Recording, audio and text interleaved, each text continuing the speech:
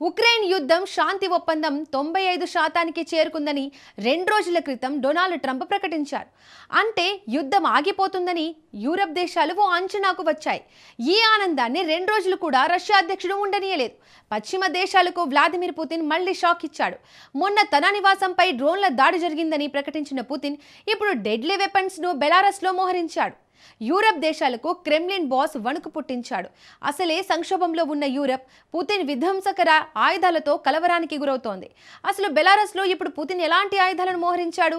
Putin నివాసంపై దాడి నిజమా అబద్ధమా? Watch the story.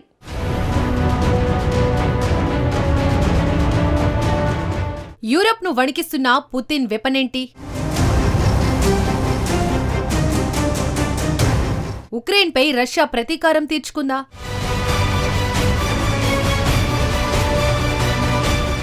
పుతిన్ నివాసంపై దాడి నిజమేంటో తేలిందా?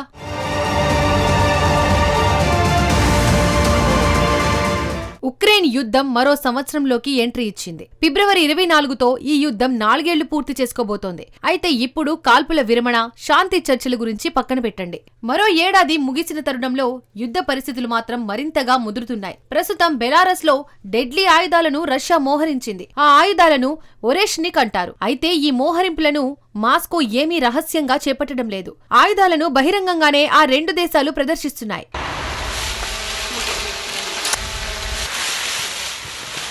ఒరెన్షిక్ ఆయుధం ప్రత్యేకత ఏంటి? ఒరెన్షిక్ అనేది ఒక మధ్యంతర శ్రేణి బాలిస్టిక్ మిసైల్. దీనికి సాధారణ ఆయుధాలతో పాటు అణుబాంబులను కూడా మోసుకెళ్లే సామర్థ్యం ఉంది. వీటికి హెవీ పవర్ఫుల్ థర్మల్ వార్ హెడ్లను అమర్చారు. ఒరెన్షిక్ పేలితే 4000 డిగ్రీల ఉష్ణోగ్రత వెలువడుతోంది.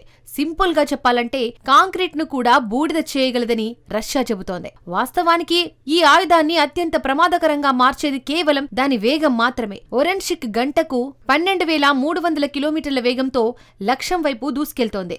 ఇది ధ్వని వేగం కంటే 10 రెట్లు ఎక్కువ. ఈ వేగం కారణంగానే ఈ మిస్సైల్ దూసుకువస్తున్న రాడార్లు గుర్తించడం అసాధ్యం. ఇక 5000 కిలోమీటర్ల పరిధిలోని లక్ష్యాలను ఢీకొట్టి విధ్వంసం సృష్టించగలదు. మొత్తంగా చెప్పాలంటే ఒరెన్షిక్ ఒక హైపర్సోనిక్ అణుబాంబులను మోసుకెళ్లే సామర్థ్యం కలిగిన క్షిపణి అన్నమాట. 2024 నవంబర్లో ఒరెన్షిక్ ను తొలిసారి ఉక్రెయిన్ పై దాడి చేసి రష్యా పరీక్షించింది. ఒరెన్షిక్ అన్స్టాపబుల్ అంటూ అప్పట్లో రష్యా అధ్యక్షుడు పుతిన్ అభివర్ణించారు. ప్రస్తుతం ఉన్న అత్యాధునిక రక్షణ వ్యవస్థ ఏదైనా సరే ఒరెన్షిక్ ను అడ్డుకోలేదని పుతిన్ స్పష్టం చేశాడు. ఈ నేపథ్యంలోనే ఈ డెడ్లీ క్షిపణుల కోసం బెలారస్ ఆసక్తి చూపింది. ఈ ఆయుధం ఇప్పుడు యూరప్ నాయకుల గుండెల్లో రైళ్లను పరిగెత్తిస్తోంది. తమ సరిహద్దుల్లో డెడ్లీ ఆయుధాన్ని రష్యా మోహరించడంతో యూరప్ దేశాలకు కంటి మీద కునుకు లేకుండా పోయింది.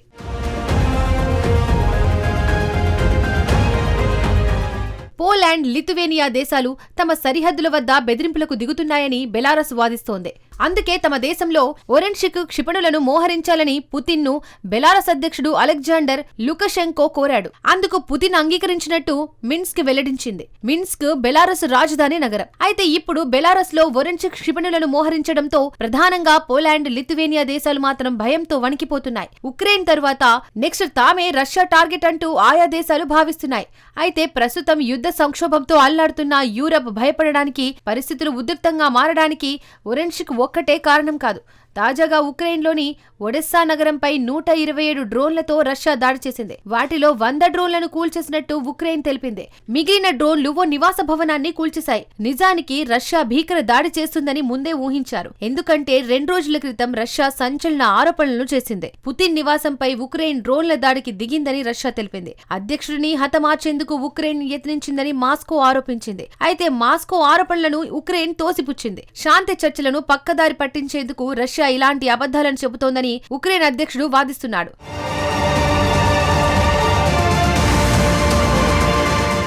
డిసెంబర్ 30 వరకు పుతిన్ నివాసంపై దాడికి సంబంధించిన ఆధారాలను రష్యా బయటపెట్టలేదు. అయితే డిసెంబర్ 31న రష్యా ఓ వీడియోను విడుదల చేసింది. కూల్చేసిన డ్రోన్ల వద్ద రష్యా సైనికులు నిలబడి ఉన్న దృశ్యాలు ఆ వీడియోలో కనిపిస్తున్నాయి. В результате анализа сбития украинских беспилотников был обнаружен одна из модификаций Чеклун-В. తమ గగనతల రక్షణ వ్యవస్థలను నాశనం చేయాలనుకున్న శత్రువుల ప్రయత్నాలు నెరవేరలేదని రష్యా కమాండర్లు చెప్పారు. తమ దళాలు ఎంతో ప్రణాళికాబద్ధంగా వ్యవహరించి ఉక్రెయిన్ డ్రోన్లను అడ్డుకున్నట్టు స్పష్టం చేశారు. నోవ్గోరోడ్ ప్రాంతంలోని వల్దాయ్ జిల్లాలో ఉన్న అత్యంత కట్టుదిట్టమైన భద్రత ఉన్న భవనాన్ని ఉక్రెయిన్ టార్గెట్ గా చేసుకున్నట్టు రష్యన్ కమాండర్లు వివరించారు. అయితే ఈ వీడియోను ఖచ్చితమైన ఆధారమని చెప్పలేము. ఎందుకంటే ఆ వీడియో ఏ ప్రాంతంలో తీసిందో, ఏ తేదీన జరిగిందో గుర్తించడం అసాధ్యం. ఏదేమైనా అది ఒక ఆనవాలు మాత్రమే. గాలి ఆరోపణలు చేయడం కంటే ఇలా ఆధారాలు చూపించి విమర్శించడం కొంచెం తెలివైన పనేనని చెప్పవచ్చు. ఇక్కడ అసలు ప్రశ్న ఏమిటంటే, ఈ వీడియోతో పుతిన్ నివాసంపై నిజంగా దాడి జరిగిందని రష్యా మిగతా ప్రపంచాన్ని నమ్మించగలదా? మొదట్లో రష్యా వాదనలను అమెరికా అధ్యక్షుడు నమ్మినట్టు కనిపించాడు. ఉక్రెయిన్ చర్యలపై ఆగ్రహం వ్యక్తం చేశాడు. కానీ ఇప్పుడు అమెరికా తన మాట మారుస్తోంది. పుతిన్ నివాసంపై జరిగిన దాడిపై స్పష్టత లేదని అమెరికాకు చెందిన నాటో రాయబారి మథ్యూ వైటకర్ వాదిస్తున్నాడు. అసలు దాడి జరిగిందా లేదా అనేది అస్పష్టంగా ఉందని చెప్పాడు. ఉక్రెయిన్ రాజధాని నగరం కీవ్పై ప్రతిరోజు రాత్రి డ్రోన్లు, క్షిపణులతో దాడులు జరుగుతున్నాయని, అలాంటి పరిస్థితుల్లో కీవ్ చేయగలిగేది ఎదురుదాడే కదా అంటూ వైటకర్ వాదించాడు.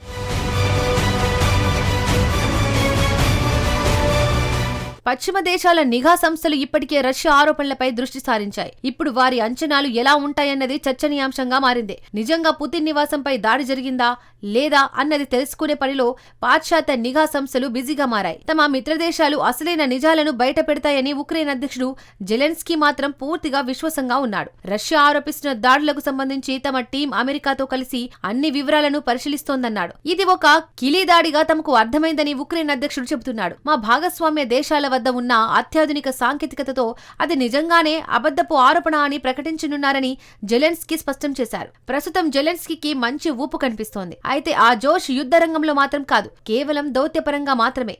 4 రోజుల క్రితం మాయామీలో అమెరికా అధ్యక్షుడితో జెలెన్స్కీ సమావేశమయ్యాడు. ఈ మీటింగ్ తర్వాత ఇరువురు నాయకులు ఉత్సాహంగా కనిపించారు. ఒప్పందం మునుపెన్నడూ లేనంత దగ్గరకు చేరిందని ట్రంప్ తెలిపాడు. ఈ సానుకూల వాతావరణాన్ని తనకు అనుకూలంగా మలుచుకోవాలని జెలెన్స్కీ యత్నిస్తున్నాడు. ఇందులో భాగంగా 2 కీలక సదస్సులను ఉక్రెయిన్ అధ్యక్షుడు ప్రకటించారు. జనవరి 3న ఉక్రెయిన్లో జరగనుంది. ఇందులో పాశ్చాత్య దేశాలకు చెందిన జాతీయ భద్రతా సలహాదారు పాల్గొంటారు.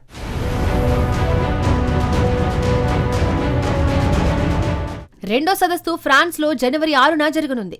ఈ సదస్సులో యూరప్ దేశాల నాయకులకు ఫ్రాన్స్ అధ్యక్షుడు ఇమ్మాన్యుయల్ మాక్రాన్ ఆతిథ్యం ఇవ్వనున్నాడు. ఈ సమావేశాలను బట్టి ఉక్రెయిన్ లక్ష్యం స్పష్టంగా అర్థమవుతోంది. వీలైనంత వేగంగా అడుగులు వేసి రష్యాపై ఒత్తిడి పెంచాలని జెలెన్స్కీ వ్యూహాలు రచిస్తున్నాడు. కానీ మాస్కో మాత్రం తొందరపడుతున్నట్టు కనిపించడం లేదు. ఎందుకంటే యుద్ధ రంగంలో ప్రస్తుతం రష్యాదే పైచేయిగా ఉంది. ఒకవేళ చర్చలు విఫలమైనా మాస్కోకు వచ్చే నష్టమేమీ లేదు. చర్చలు ఎంత ఆలస్యమైతే అంత ఎక్కువగా ఉక్రెయిన్ భూభాగాలను స్వాధీనం చేసుకోవచ్చని పుతిన్ ప్లాన్ వేస్తున్నాడు. తమ లక్ష్యాలను యుద్ధం ద్వారా సాధించుకోవాలని క్రెమ్లిన్ యోచిస్తోంది. కానీ పరిస్థితులు విషమించకుండా చూడాల్సి ఉంది. గత కొన్ని వారాలుగా శాంతి లభిస్తుందన్న గట్టి నమ్మకం కలిగింది. 2026లో శాంతి సాధ్యమేనని ఉక్రెయిన్ మిత్రదేశాలు కూడా నమ్ముతున్నాయి. కానీ ప్రస్తుత పరిస్థితులు చూస్తుంటే మాత్రం శాంతి ఎడారిలో ఎండమావిలా కనిపిస్తోంది. ఒకవేళ యూరప్ నమ్మకం నిజమవ్వాలంటే ఏదైనా అద్భుతం జరగాల్సిందే.